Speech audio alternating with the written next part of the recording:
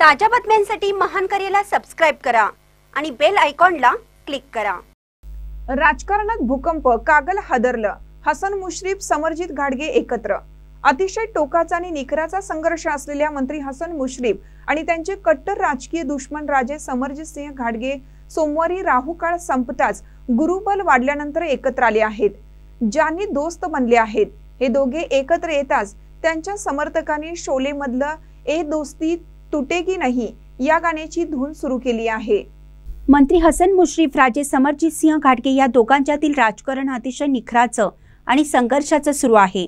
एकमेकांनी कुडी ढाळी काढली, कमरेखालचे वार केले, संघर्षाने अग्नितांडव केलं, पण सोमवारी या दोघांनी एकत्र येण्याचा निर्णय कागल नगरपालिकेच्या निवडणुकीच्या निमित्तानं 13 आणि 11 जागा घेत नगराध्यक्ष आणि उपनगराध्यक्ष पदाची विभागणी करत एकत्र राहण्याचा निर्णय घेतला आहे।